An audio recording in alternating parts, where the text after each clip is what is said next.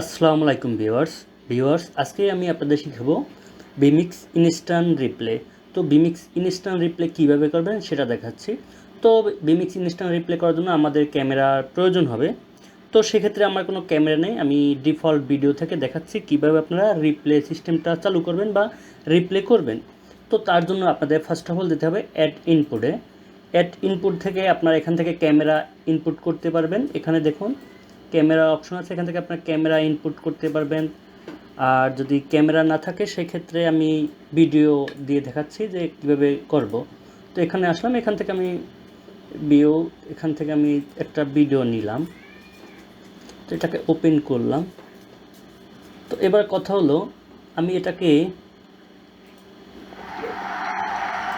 Play করে দিলাম। এবার যে কাজটা করতে হবে আমার এটাকে রিপ্লে করে দেখাতে হবে।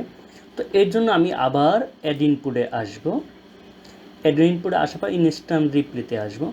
এখান থেকে আপনি কোন ড্রাইভে আপনি এটাকে সেভ করতেছেন, সেটা এক্সটার্নাল হতে পারে, আলাদা hard disk, separate hard disk use করতে পারবেন, আপনি কম্পিউটারের যে কোনো ড্রাইভে সেভ করতে পারবেন। তো সেই জন্য আপনি যে ড্রাইভে সেভ করেন সেই ড্রাইভটা সিলেক্ট করে দিবেন। তো এই ক্ষেত্রে আমি চাচ্ছি যে টিউটোরিয়াল পারপাস ডাউনলোডে সেভ করতে। তো এখানে দেখুন অবশ্যই একটা রিকোয়ারমেন্ট দিয়ে দিয়েছে যে 4টা ক্যামেরা আপনার 144 MBPS করে কাটবে। তো সেক্ষেত্রে আমার যদি আদার্স জাঙ্ক ফাইল থাকে সেক্ষেত্রে আমি এটাকে ডিলিট করে দিব যদি আমার জাঙ্ক ফাইল থাকে। তো এখানে আমার জাঙ্ক ফাইল নাই।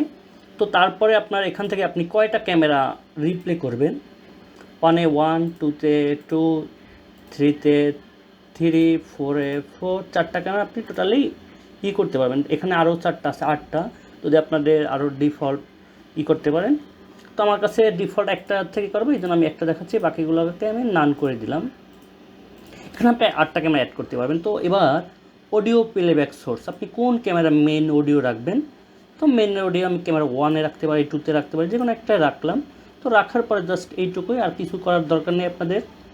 আরও এটা অ্যাডভান্স সেটিং করতে গেলে আরও আপনাদের vMix সম্পর্কে আরও ধারণা থাকতে হবে। তো পরবর্তীতে যাদের অ্যাডভান্স সেটিং লাগবে সেটাও দেখিয়ে দেবো। তো আমি জাস্ট আজকে বেসিকটা দেখাচ্ছি কীভাবে আপনারা রিপ্লেটা করবেন। তো জাস্ট ওকে করে দিলাম। ওকে ক্লিক করার পরে দেখুন এখানে কিন্তু আমার রিপ্লে সিস্টেমটা চলে আসলো। আসার পরে এবার আমি চাচ্ছি এটাকে এই রিপ্লে করতে। তো আমার রিপ্লে চলতেছে, টিউটোরিয়াল পারপাস আমি সাউন্ডটাকে অফ করে দিলাম। তো এখন আমি যদি রেকর্ডে স্টার্ট করি, দেখুন রেকর্ড ক্যামেরা, তো আমি এবার ক্যামেরা রেকর্ডিং দিলাম। তো এবার এখানে যেটা রেকর্ড হবে সেটাকেই আমি রিপ্লে দেখাতে পারবো। তো এবার দেখুন ভিউয়ার্স এখানে এটা আসলো, এবার এটাকেই আমি রিপ্লে করব। এখান থেকে আমি কুইক প্লে করব, জাস্ট কুইক প্লে করার পর আমি কত সেকেন্ড রিপ্লে দেখাবো এটা থেকে আমি করে নিতে পারবো, ডাউন করে দিতে পারবো।